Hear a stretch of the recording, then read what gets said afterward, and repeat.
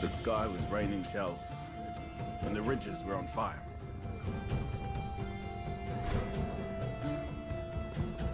I remember my hand was aching from working the bolts.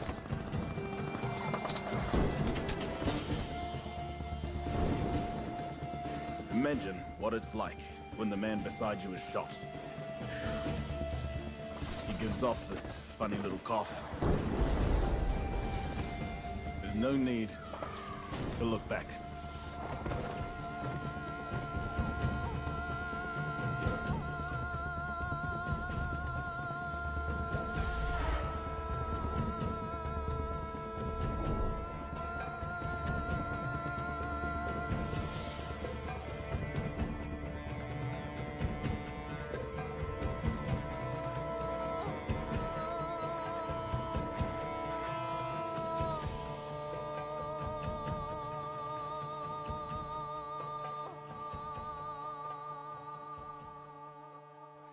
My name is Thomas Grace, but everyone calls me Hami. I was made a second lieutenant, a Māori officer in the New Zealand Army. Now that was rare. When I signed up, I thought it would be a big adventure, and we thought we were going to Europe. But we were sent to Turkey, a place called Gallipoli.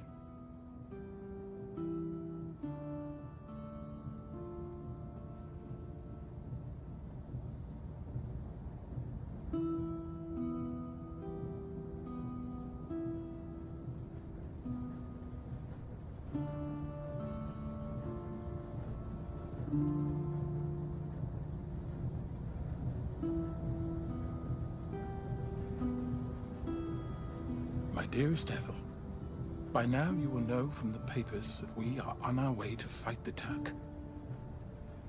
I'll be in a forward position for the landing, and we expect to meet heavy fire. If I fall, know, my darling, how much I love you. And know it was for a good cause. I believed I was serving great men. I was prepared to die for king and country. I had a wonderful wife, 3 daughters, and I hope to make my family proud. Monday, 5th of April, 1915. We're all feeling excited about our departure. We've heard weird tales of what awaits us when we reach Gallipoli. Our transport is a boat called the Archer, a tub of 1,500 tons, formerly a German cargo train. They gave us a map of the Gallipoli Peninsula, and we studied that very closely. The war in Europe had reached a stalemate. Pushing Turkey out of the war could break the deadlock.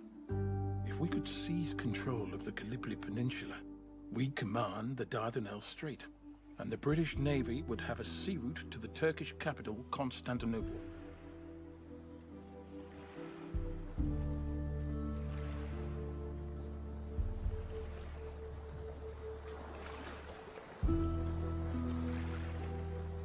It was 4 a.m. as we approached the Turkish coast. I was beach landing officer. It was my job to get the men ashore.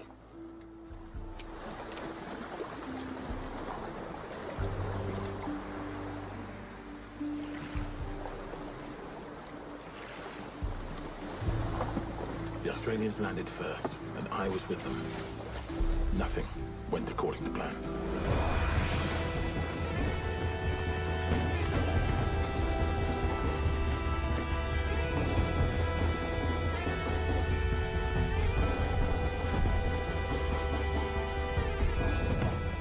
The Australians charged up the steep hill in front of them.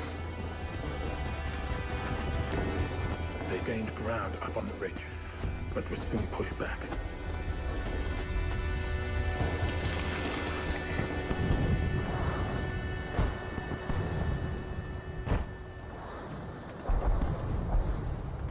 By midday, the place was a fiery inferno.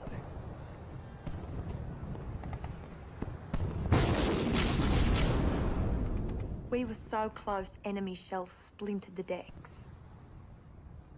I wasn't afraid, it was just intense excitement.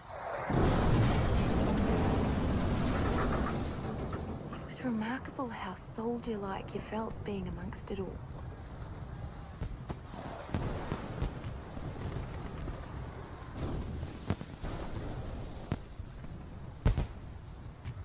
I was a corporal in the Auckland Infantry Battalion. I signed up pretty much straight away, as soon as England declared war. Call it war fever.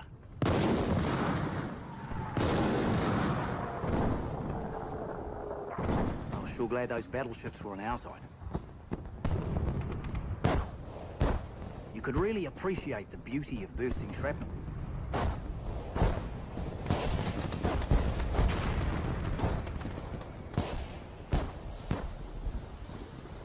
Of course, that was before our own baptism of fire.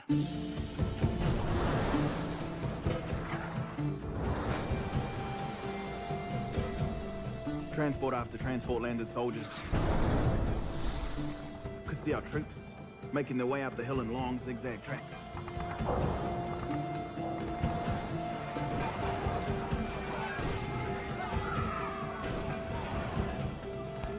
We went in to reinforce the Australians, but there were very few of them left to reinforce. Shrapnel and rifle bullets were flying like hail. It was my first time under fire, and I've got to admit, I was afraid.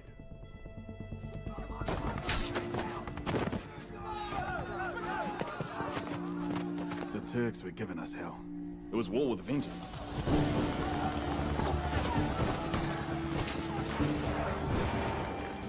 We were too exposed to enemy fire. The Turks were well dug in. We went like the blazes, under fire the whole way. The men were trapped by constant fire.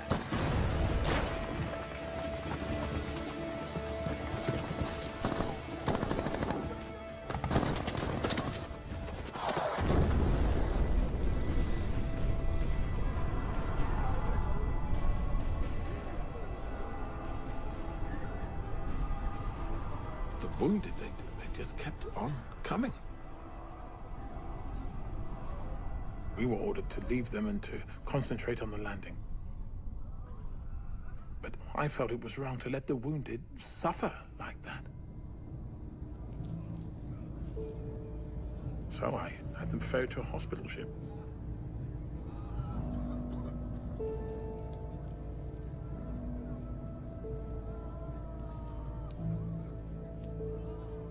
The first landing party were cut to pieces by the Turks.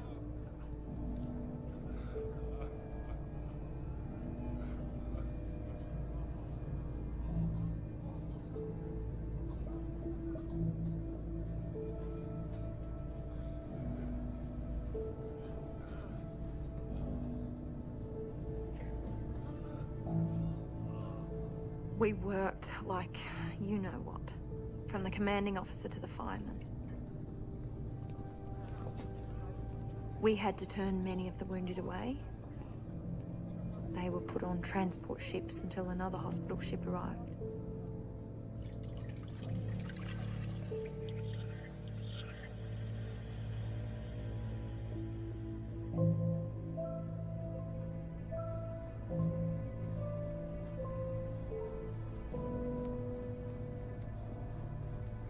I was a stretcher bearer at Gallipoli. I didn't take enlistment lightly. What counted for me was that the church backed the war, and I wanted to do the Christian thing. My ambulance unit was ashore, but a group of us had been left behind. I ended up on a transport. I was 21 years old. I had a hold full of wounded to myself. A friend of mine from school was brought on board. He had a bullet in his brain. I begged the doctors to operate, but they said there was nothing they could do.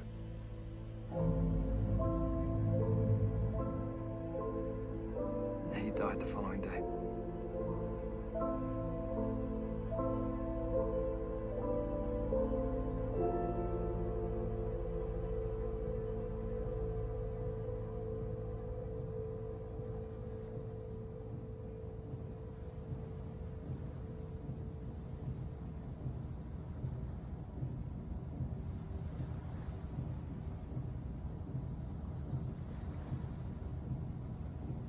We left for the land hospital with 600 wounded on board.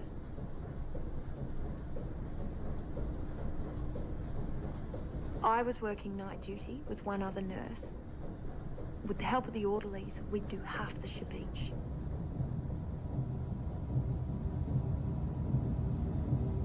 It hardly seemed real.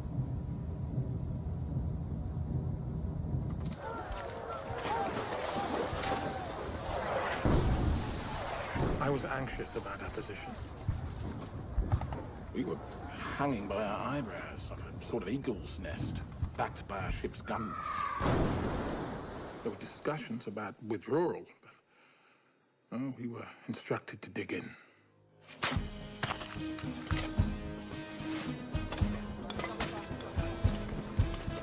There were 25,000 men in our small patch of land.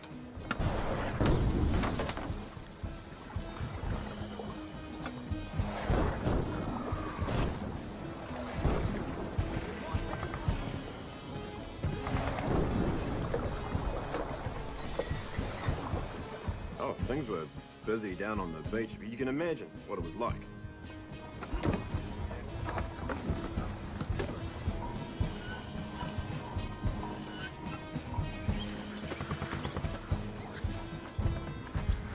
I was appointed Commandant of Anzac Cove.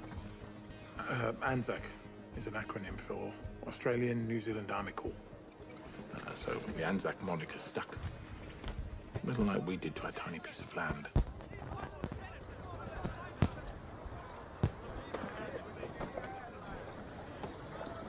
It was over a week before I was finally dumped on shore.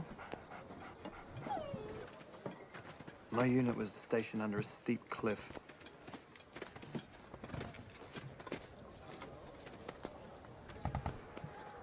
The boys were pretty pleased to see me. There were gaps to fill.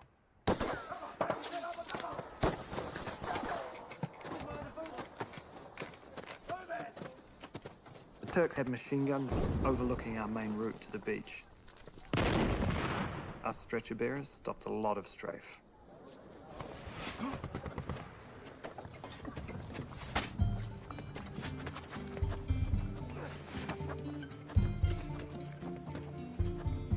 The doctor had a dog. His name was Paddy. Everyone loved Paddy. Well, he was a character, and he was very good for morale.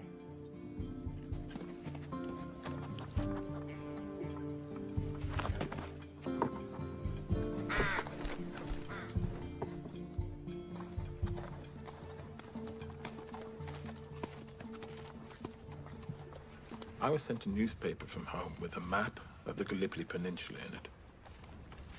I marked our position and a few key points of interest and sent it to my family. I hoped it would give them a better understanding of our situation.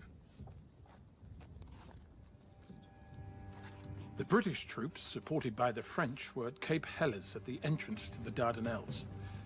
The plan was for the British to take a hill called Archibaba, while we secured the Sari Bear Ridge, and in particular, Chunuk Bear.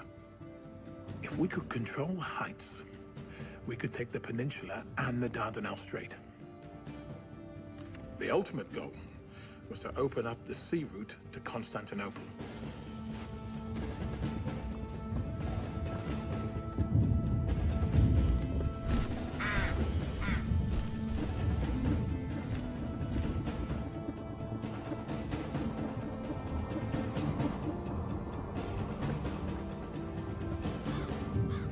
We were fighting for the high ground. Our trenches were scattered across the cliffs.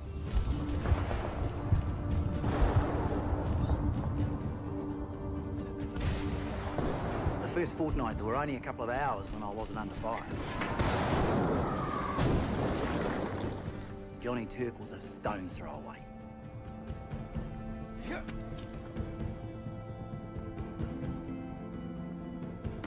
It was trench warfare.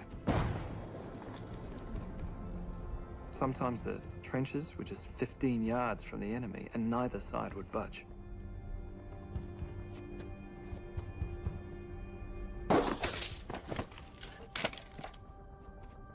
We lost men every day.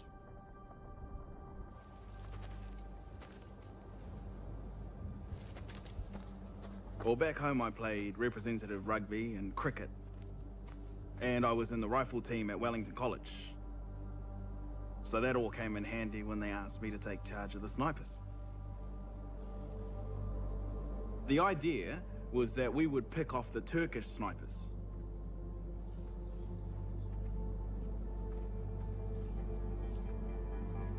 So it was a game of now you see me, now you don't.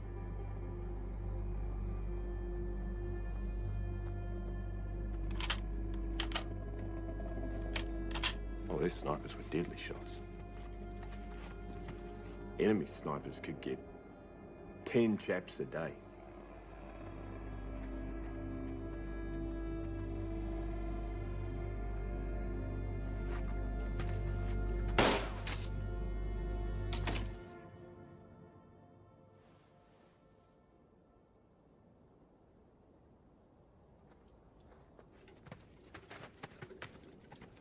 It was a cruel sport. It was a life for a life.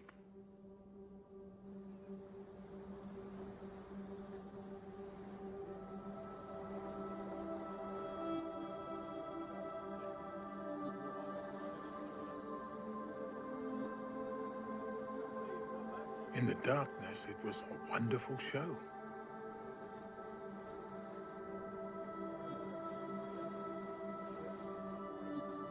Looking out, it was like a city had been planted in the Aegean Sea, with the battleships and destroyers watching over us.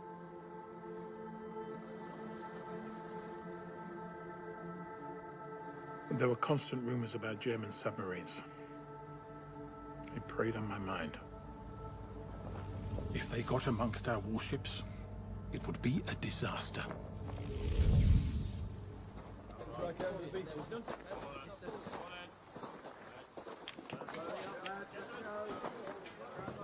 In early May, we heard we were being shipped off to support the Tommies.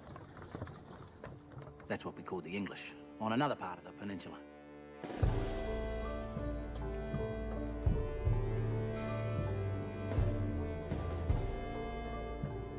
We were taken by a destroyer about 20 miles down the peninsula to the entrance of the Dardanelles Strait. We were being sent to join a big battle.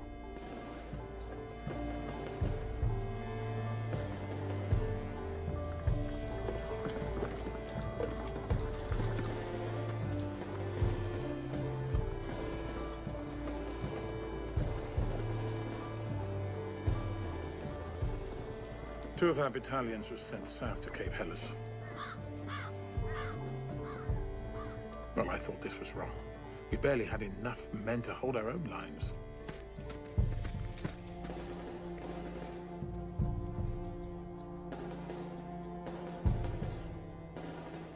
The enemy held a really strong position just in front of us, called Archie Barber. It was a hill that commanded the whole of the Gallipoli Peninsula.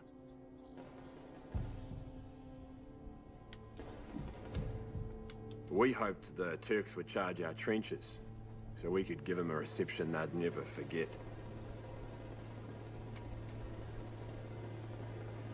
But we were the ones that did the charging.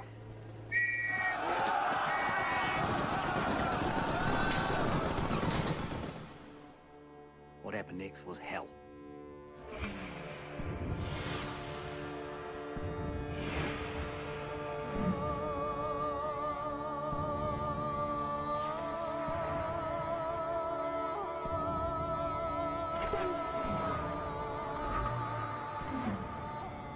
Nearly all the advances were made in broad daylight,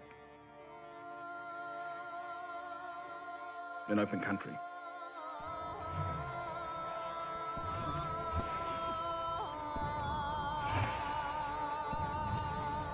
A machine gun is a terrible weapon.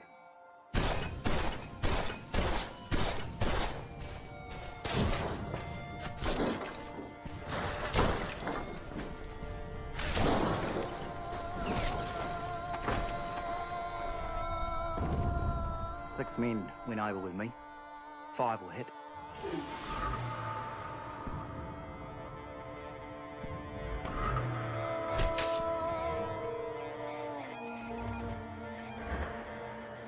Last thing I remember, my rifle was up in the air.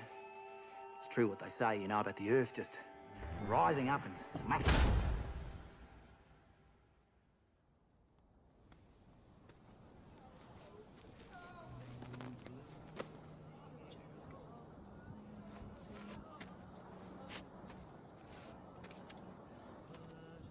It was pitiful to hear the wounded in no man's land crying for help. I remember one boy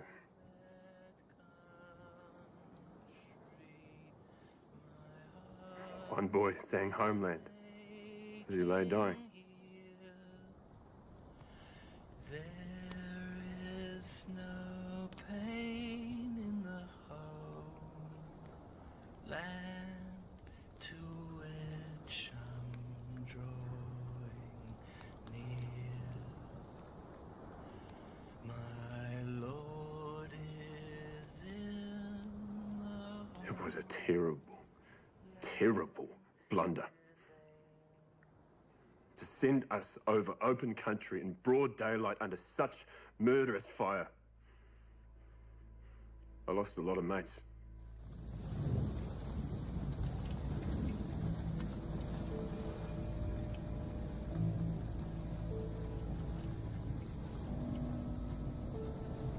We were a sorry band on the hospital ship. I remember one pathetic case. An Australian boy who'd had both eyes shot out, but he didn't know it.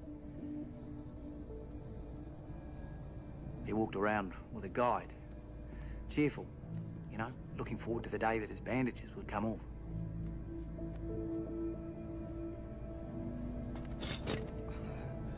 I started to think the problem facing the men was tougher than we thought.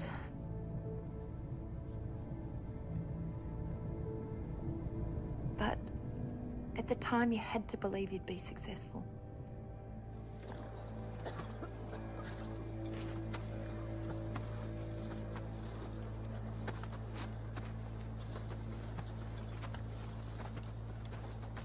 By the time they sent us back to Anzac, there were only half of us left.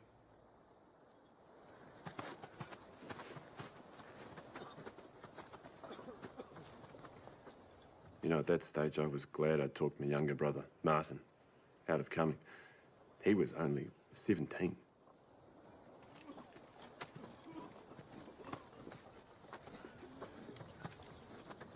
We were being treated in a very sorry manner. It was as if General Headquarters saw us as a kind of sideshow.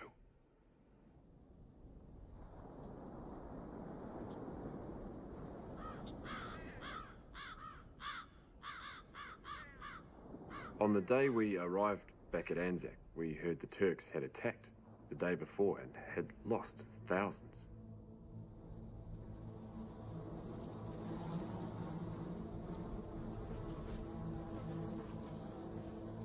The Turkish attack failed, and they retreated.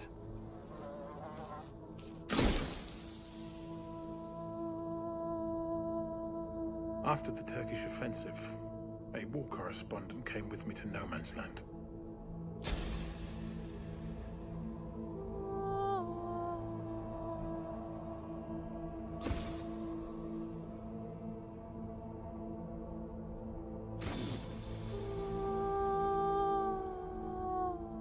As a result of their losses, the Turks requested an armistice. So, on the 24th of May, from 7:30 in the morning until 4:30 in the afternoon, a ceasefire was declared.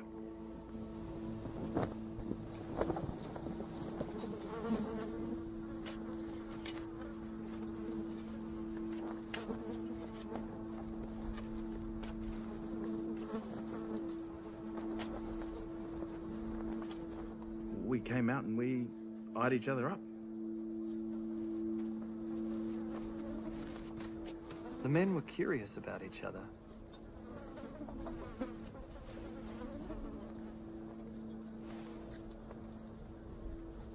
There was a real bewildering sense of security out there on the front line.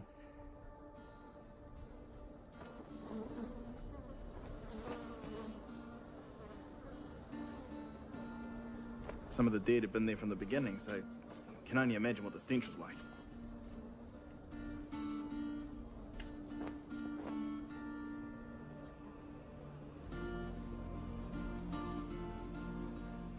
In the end, it was impossible to carry all the bodies back across the dividing lines.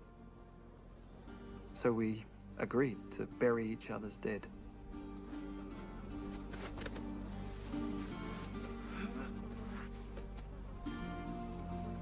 We had fewer to bury than the Turks.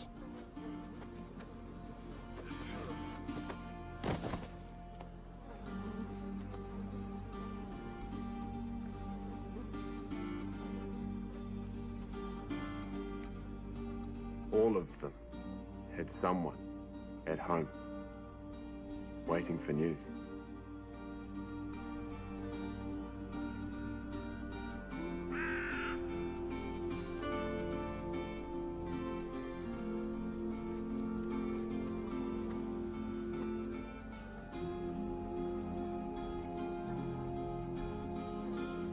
I was filled with the horror and left.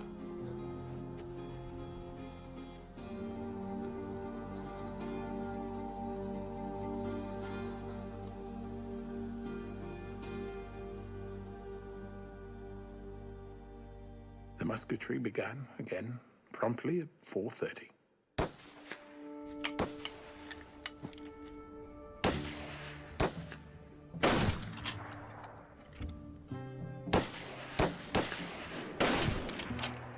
There were all sorts of rumors about Turkish atrocities. They weren't true.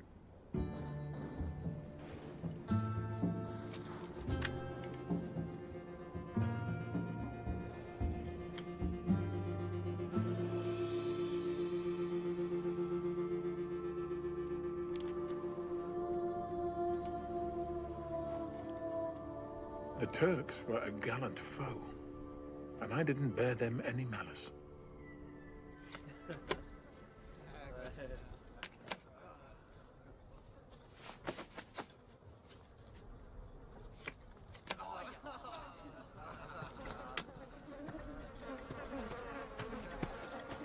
Within weeks of landing, the fashion was shorts, boots, hat, and a glorious coat of sunburn. The more clothes you shed, the fewer lice you carried around. And the lice were voracious.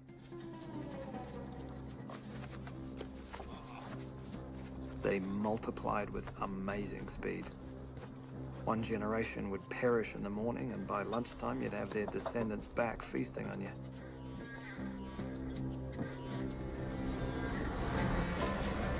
Oh, the lice. They were having a big party. And it was all at our expense.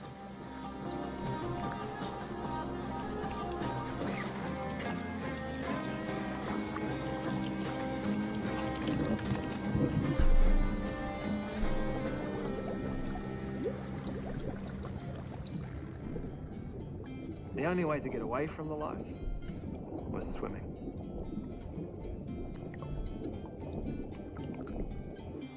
All the troops came to Anzac Cove to bathe. The place looked like a holiday resort.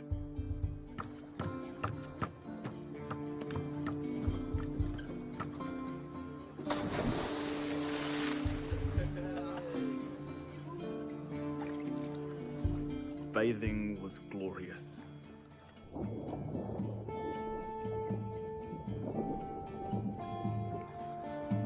I don't know what it would have been like to be miles inland and not be able to take a dip in the briny. We were nearly always lousy. We'd beg them not to swim because the beach was always under fire and they'd get sniped in the water. But they'd just say, "Oh, well, sister, we gotta have a swim. What are we gonna do otherwise?"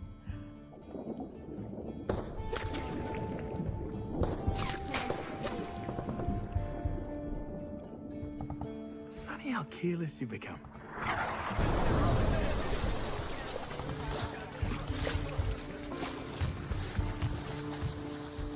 It was ludicrous. And it happened almost every day. War is a dreadful thing, but it has its humorous side too. Well, you couldn't drive the humor out of our men.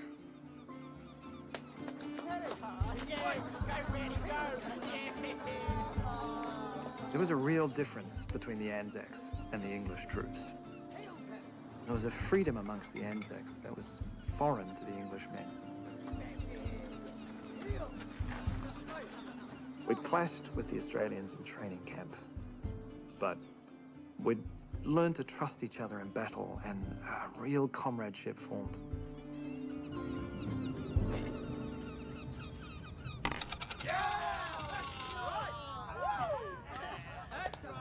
I missed my family a great deal, but the boys cheered us up.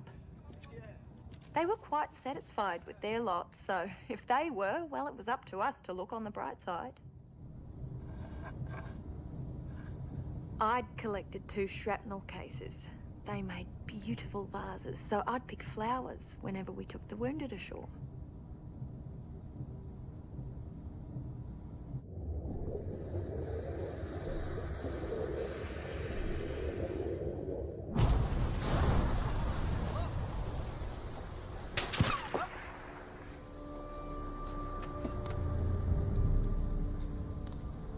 It was an awful blow when the battleship HMS Triumph got hit.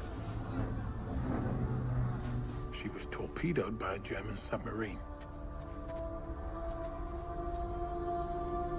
The Triumph was hit right opposite our hill.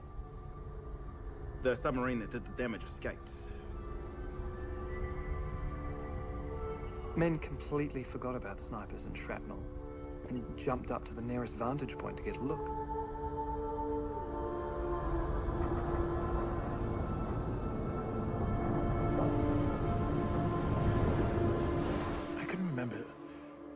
Seeing the figure of a man sitting on the propeller.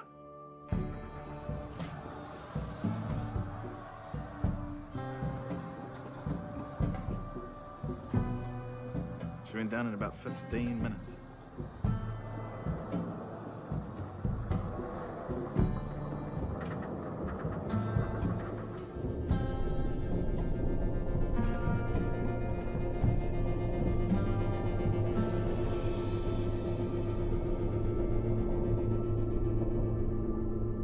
After the Triumph was torpedoed, the Royal Navy left us with just a destroyer and trawlers for support.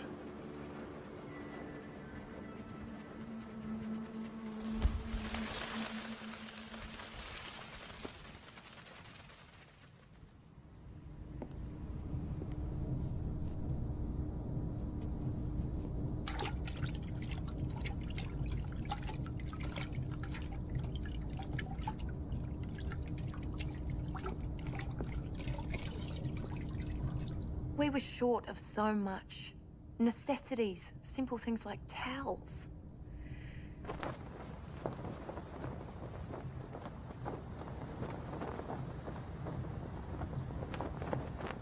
I wrote to my parents and explained the situation. Sometimes they passed the letters on to the local paper. There was censorship, so I couldn't say everything I wanted to, but I felt there were things the public needed to know.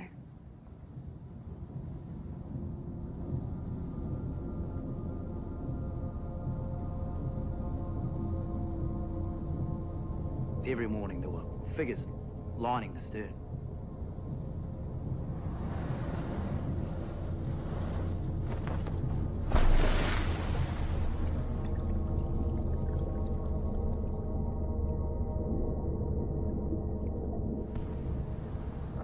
I was anxious to be reunited with my company. We just kept suffering losses. I felt it was my duty to get better. So I volunteered to go back and was past fit.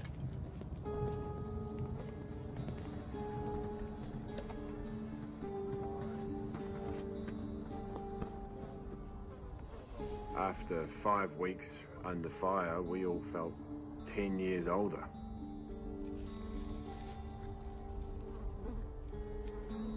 I think you could say I was feeling pretty homesick.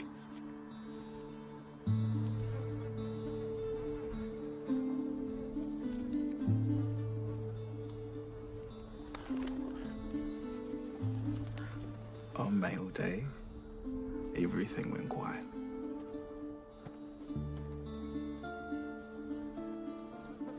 And on a good day, when I got a good letter, for a little while, I was back in New Zealand.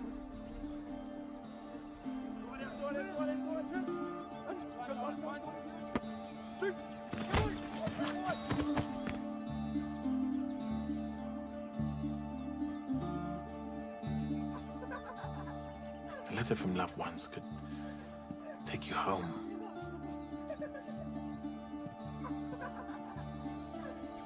Away from the dust and the shrapnel.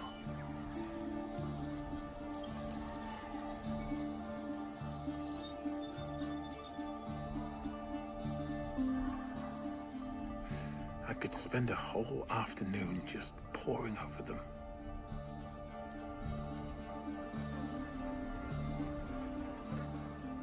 I got a letter from home telling me my brother Martin was on his way.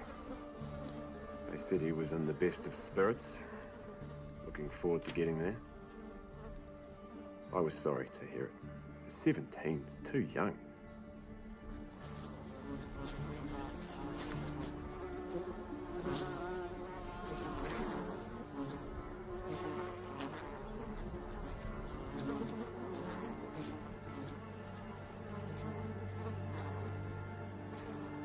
Wait. Always on the alert, waiting. But you know, it's funny. A dangerous life isn't necessarily an exciting one.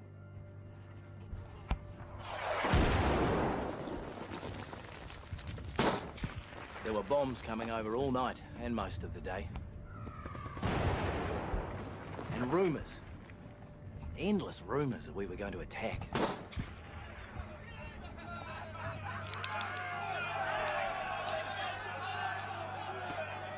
Anything for a change. Anything.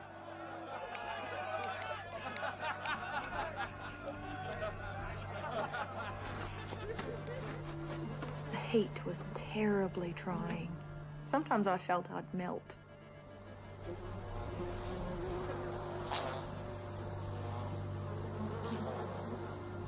The heat brought the flies in swarms.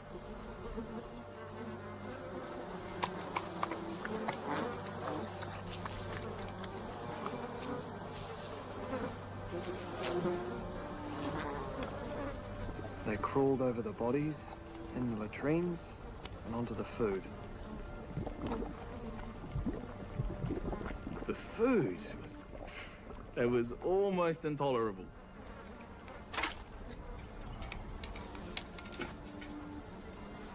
I'll tell you what, though. I made a first-rate stew out of bully beef, biscuits, and oxo. Almost made that bully worth eating.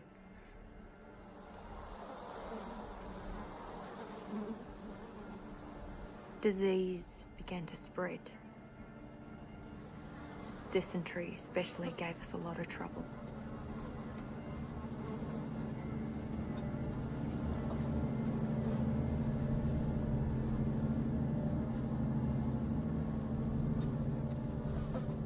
disease was becoming more deadly than the bullets.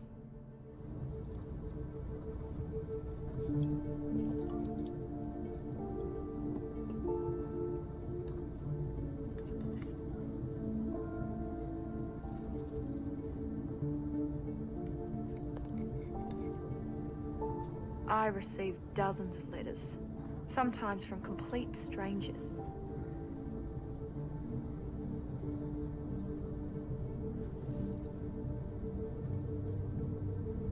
They'd ask about their sons, you know? Just wanted to get in touch with anyone who might have been near their dear one.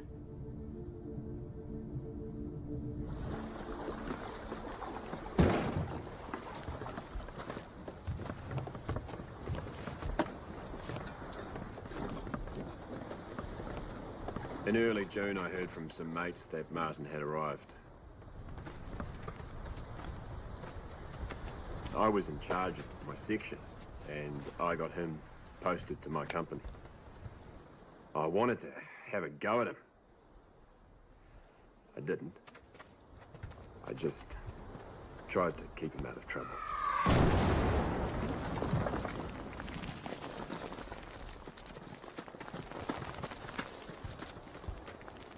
Shells are funny things. You never quite knew where they were going or what they were going to do.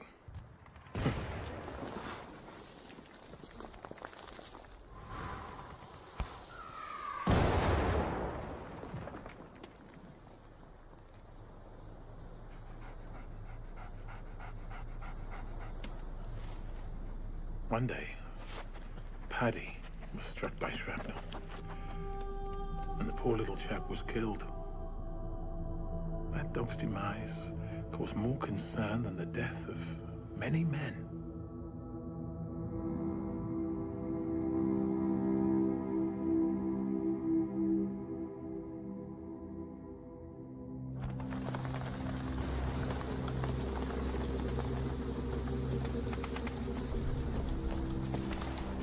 We were moved to Quinn's Post, a ridge about a mile inland.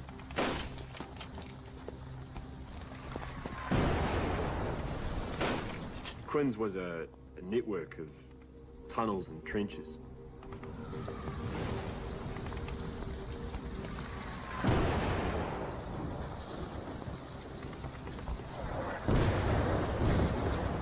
At Quinn's, the slaughter never stopped. It was the closest point to the Turks. Martin wanted into the firing line.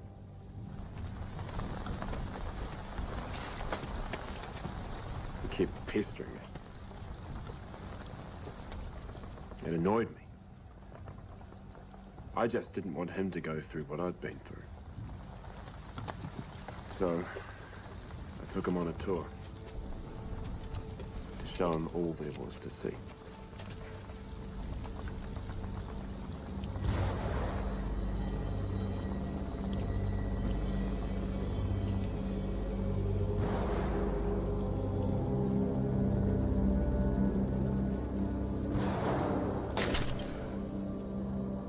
I hoped it would sicken him.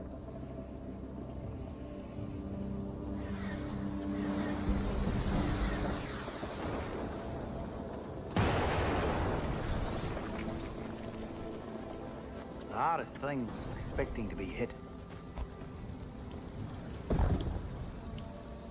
Constantly expecting it, always wondering where and how you'd get it.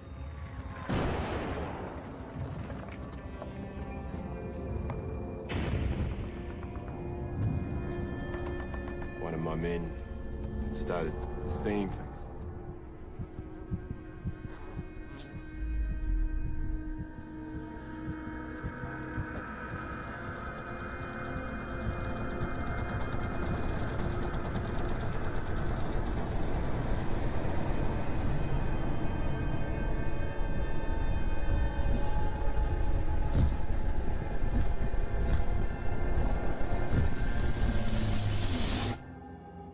Gallipoli was no place for a nervous man.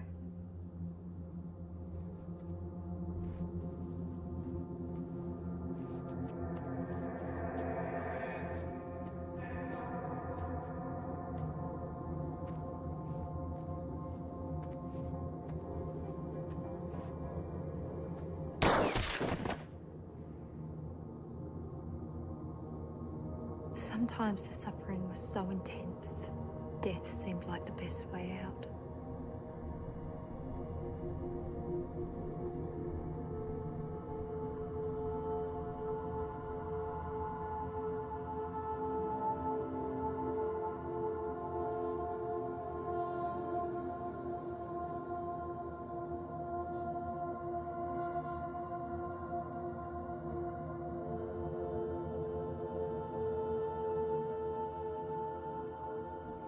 One day, I collected wildflowers, and they're really very pretty.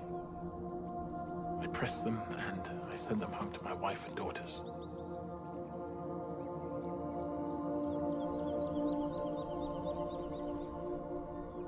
We knew that by then, news was getting out about our losses, and I could just imagine the many sad homes in New Zealand.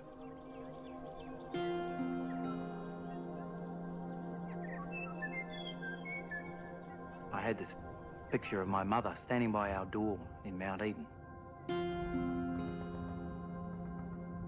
That got me thinking about what it would mean to my own family if I were killed. All they had to keep them going was the absence of my name from that casualty list.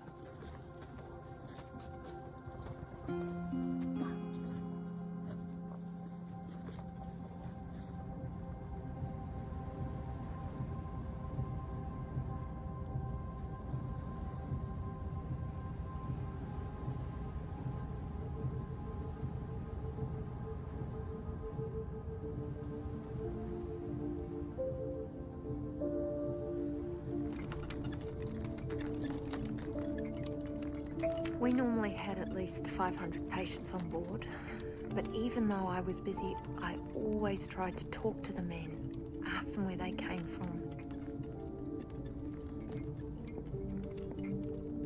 It was always a shock when someone you knew from home was brought on board.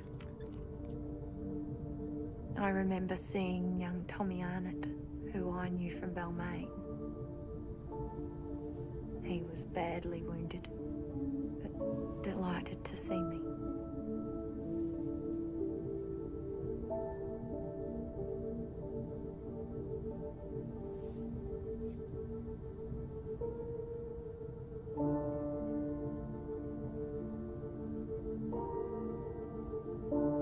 I promised to write to his mother.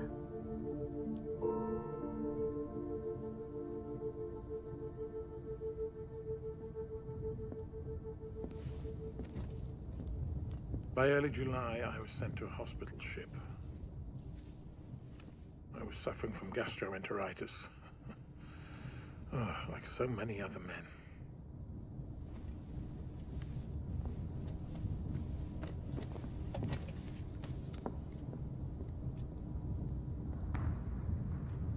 I could see our tiny holding.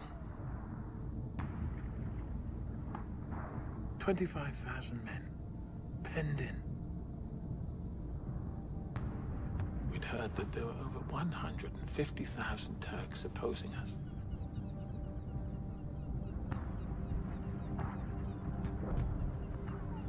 It was a bad business. But we heard there'd be something afoot very soon.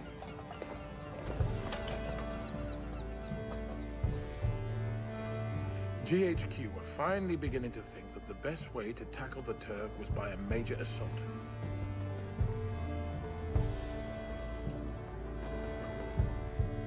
We were headed for Chunuk Bair, a high point on the Sari Bair Ridge. To distract the enemy's attention, the Australians would attack at Lone Pine and the Neck. By holding Chunuk Bair, we could dominate the whole peninsula. At the same time, north in Suvla Bay, over 20,000 British troops would be landed.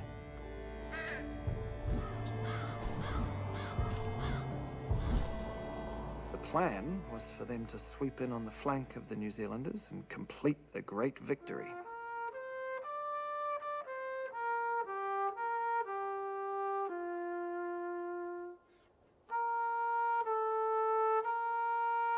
We often had concerts.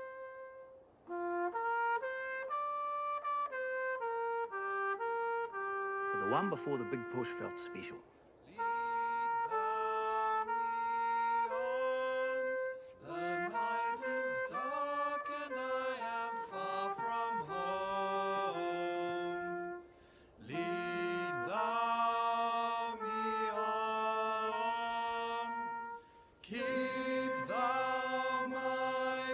men were different. We were war-tired. And we knew that a lot of men would die, but we weren't afraid.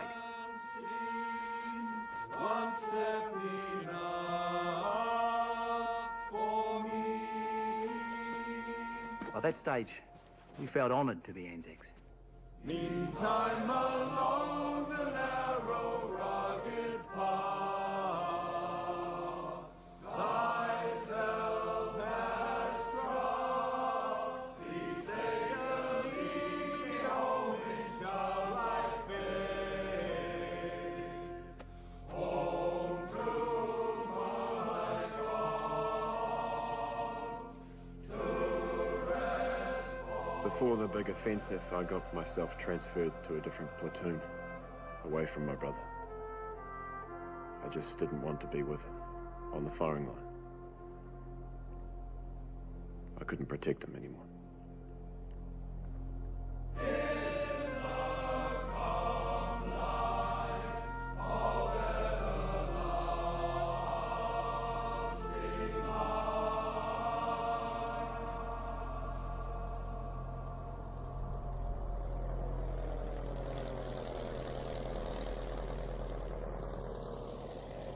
I remember a Taube plane coming over to spy our positions.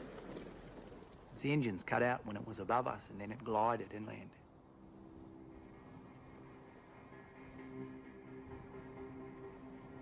The air was electric. It was tense.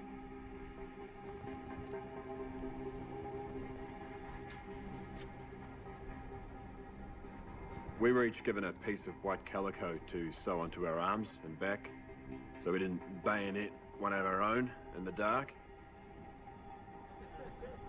We had a gill of rum with breakfast that day.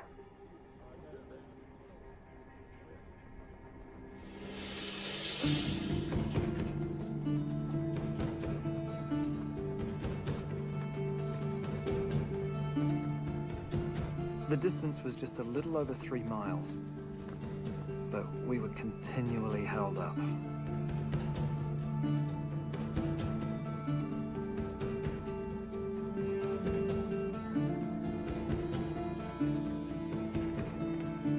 And it wasn't really a march, because we'd move, and then we'd wait, and we'd move, and we'd wait.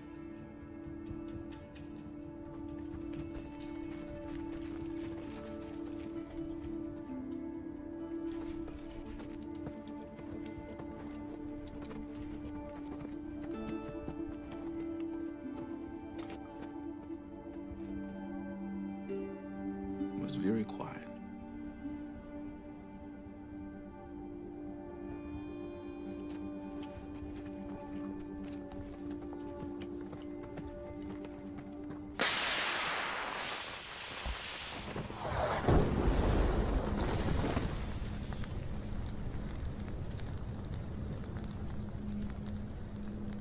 The suspense was awful.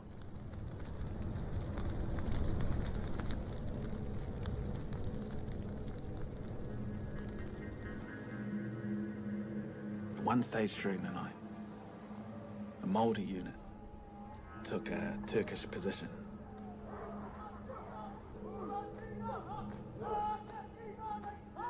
And they did a haka.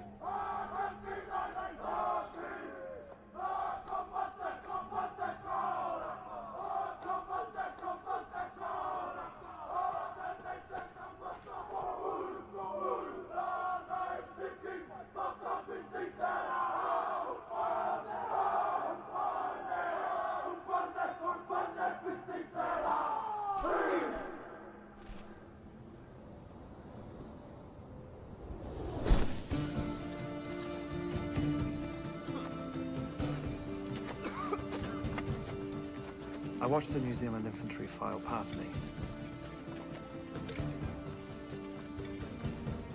Everyone was sick. Better off in hospital than on the battlefield.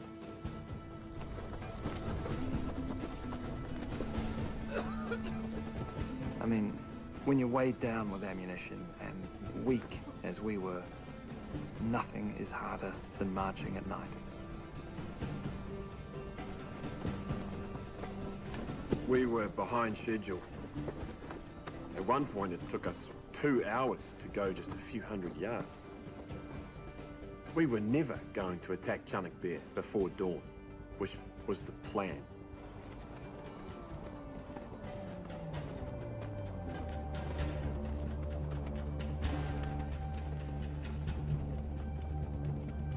I was sent to the Neck, a ridge just south of Chunuk Bair, where the Australians attacked.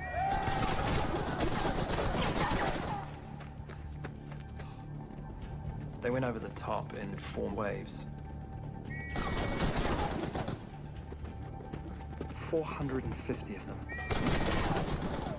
Nearly every single one of them was cut down before he even got over the parapet.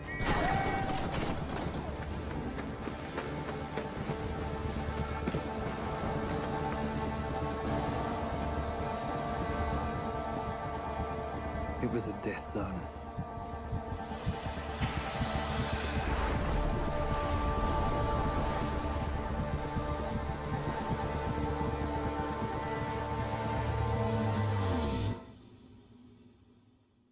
They called our boys die-hard Australians, and I can tell you they did die hard.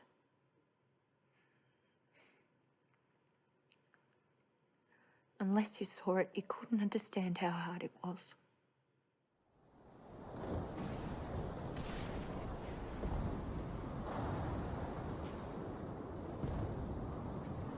The Royal Navy returned to support the August offensive. We could see troop ships anchored in Suvla Bay. The English reinforcements had landed.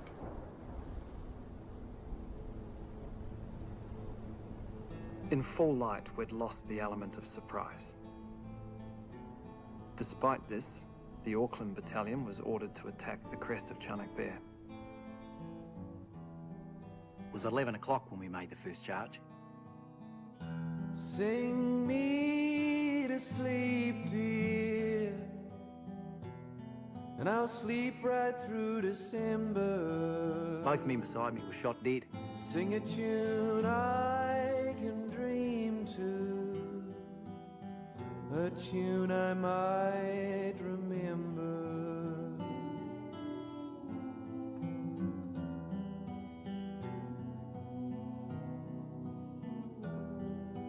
Trouble creeping up on me, it's hot breath on my shoulder. Sing me to sleep, dear. The company was cut up. To be honest, I find it very difficult to talk about. Now the summer sun is blinding me, and the way ahead is frightening me, and this I know is grinding me down to nothing. We were waiting to charge Chunuk Bair. I didn't expect to get through this time. I worried about Martin. It was his first real battle.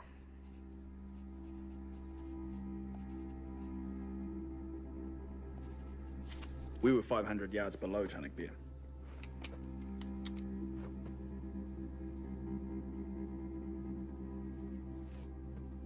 We fixed bayonets.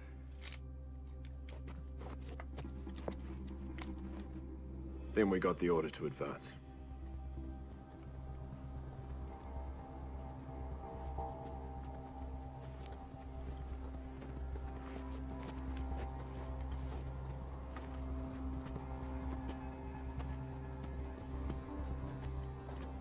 We walked at a steady pace for about 500 yards.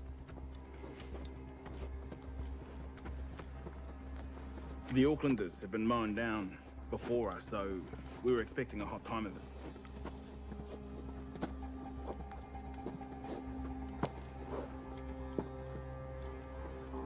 And nothing happened. We all but walked to the top of that hill.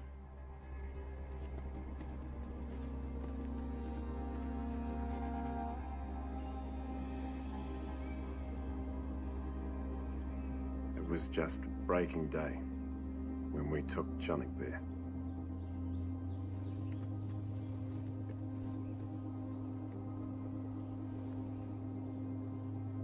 The Wellington Battalion took Chunuk Bair on the 8th of August. From the ridge, they could see the Dardanelles. Victory seemed possible. We looked over the other side and we could see all the way to the strait.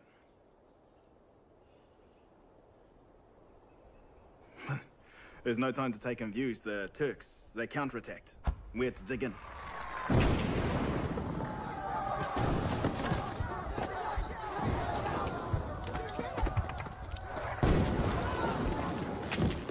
It was a rotten position to hold.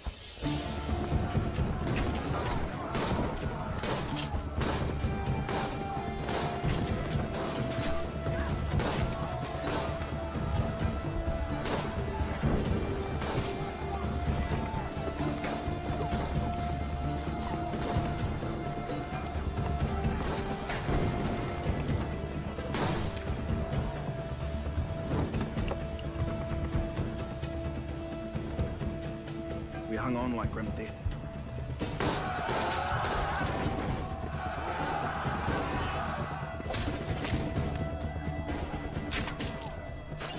It was a hot spot.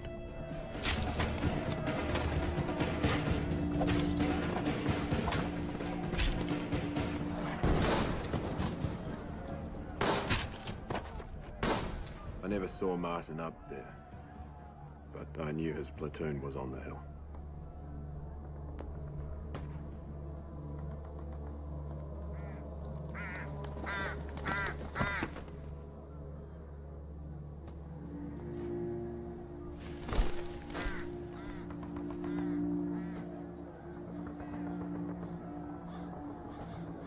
At Suvla Bay, over 20,000 English troops were meant to advance and support the fighting up on Chunuk Bair. But they didn't. And our men died up there.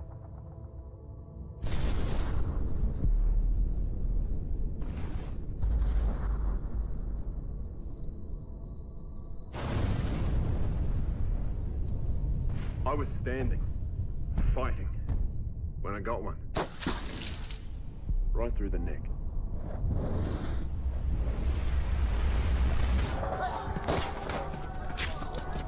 The battle raged all afternoon.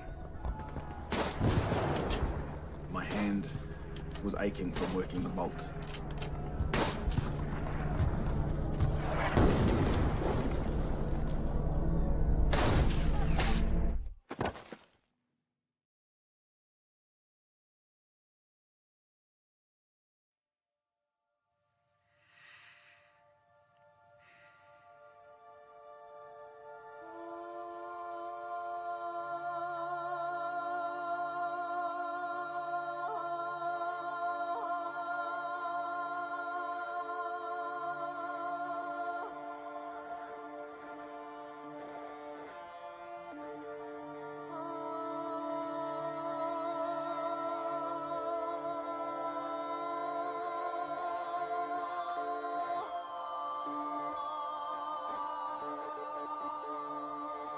They were hard-swearing, hard-living, rough men. But they often surprised you. When someone was wounded or needed help, nothing was too much trouble. A man would give everything. Anything he had, even if he was badly wounded himself, he'd tend to the man next to him. It was all for your mates.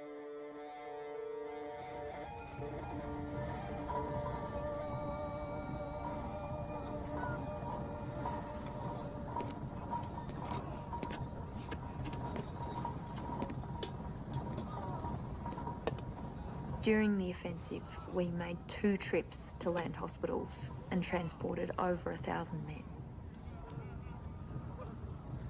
Quite a few men I knew had been killed.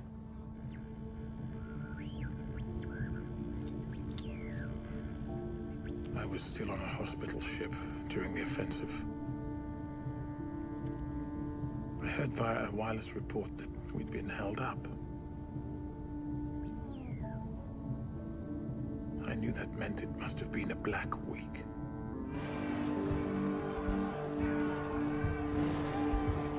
The New Zealanders held on at Chunuk Bair for 2 days.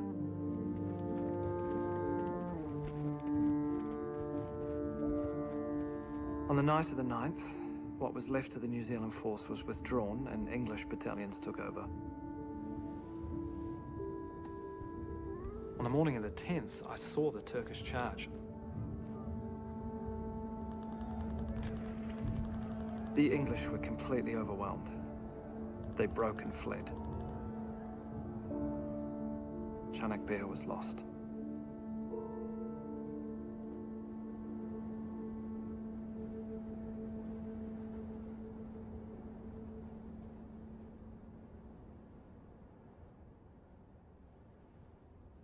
"12,000 men dead and wounded.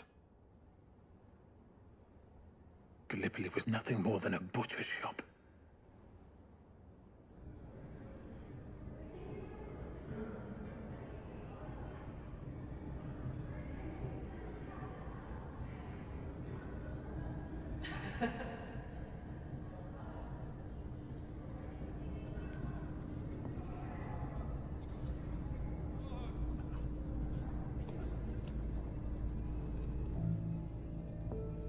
The bullet punctured no windpipe.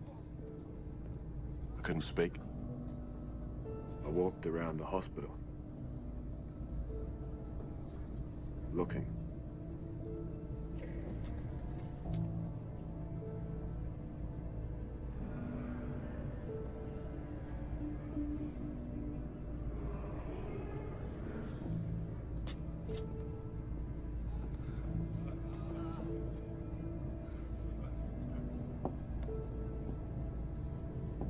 There was no word about murder.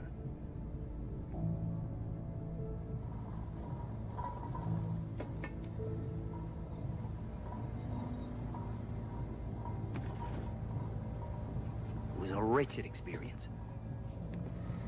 Lord alone knows how I survived. I read in the weeklies that the British took Chunuk Bair. Geez, it made me angry.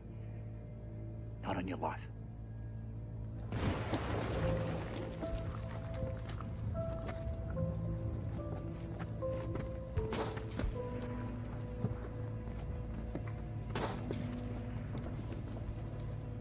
When I returned to Gallipoli, I thought I'd slot back into Anzac life.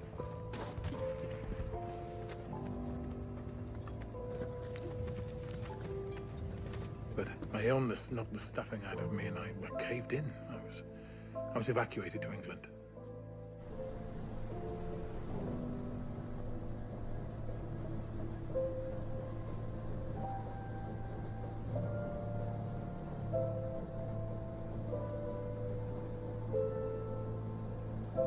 By September, I was very tired, and I volunteered to accompany the invalided boys back home to Australia. I knew an awful lot about war by then. It seemed impossible to think anyone could escape.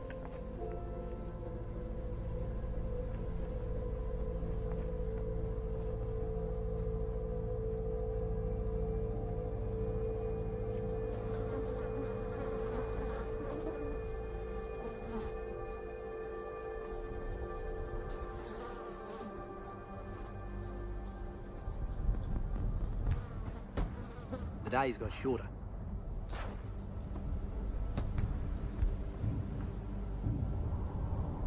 It got bleak and cold.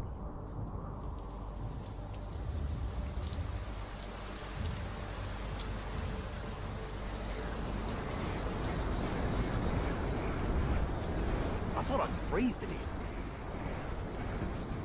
By the time breakfast was over, the tea was frozen in the canteens. I never want to be that cold again. More than 200 men died from the cold. There were over 10,000 casualties from frostbite.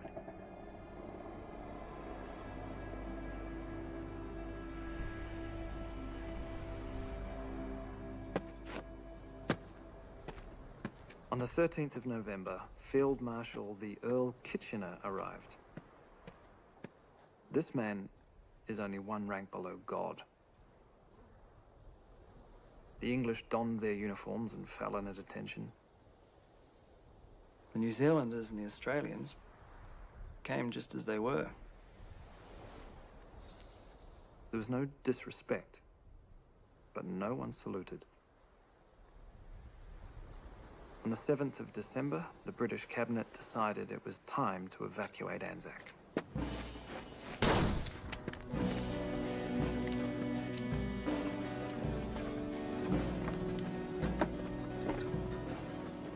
In the days leading up to the withdrawal, we deceived the enemy.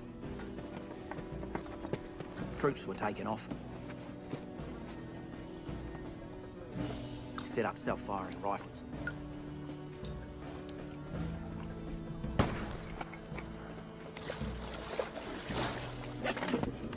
Goods were removed or destroyed.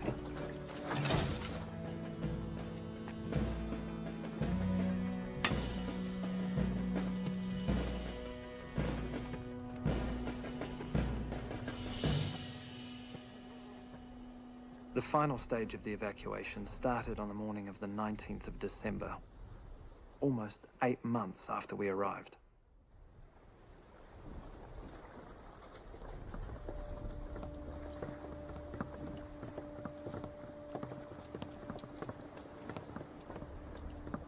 "42,000 men were withdrawn over those last few days.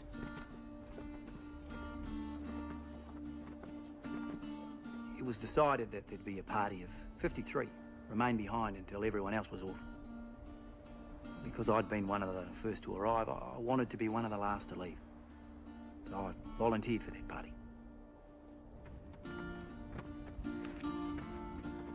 At 9 p.m. on the 19th, I said goodbye to the covering party.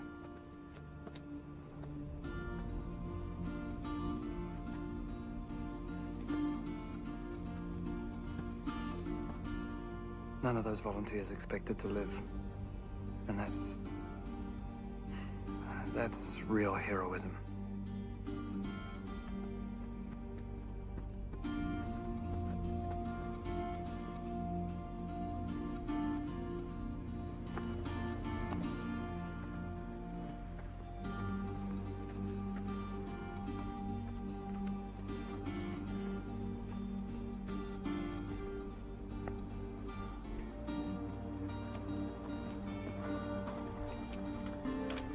I left from a little pier below Walker's Ridge.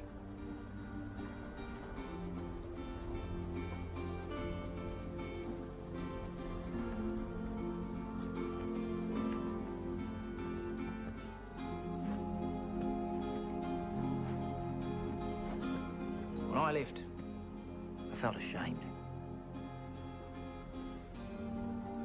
It was like the eyes of the dead were on us.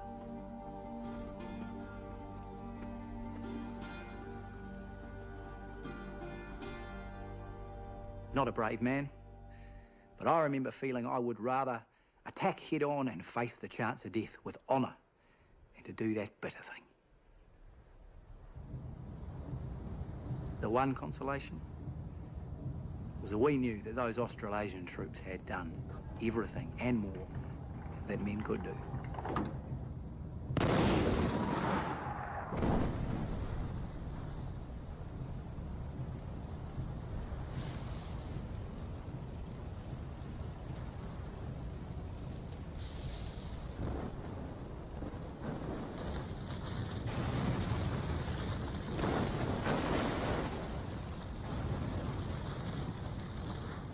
Poor New Zealand and Australia.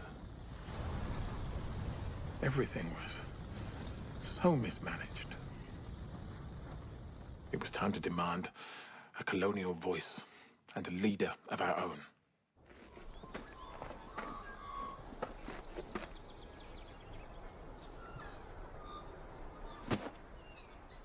I was sent up before a board of doctors, and they asked me if I'd like to go to England. I said New Zealand would do me.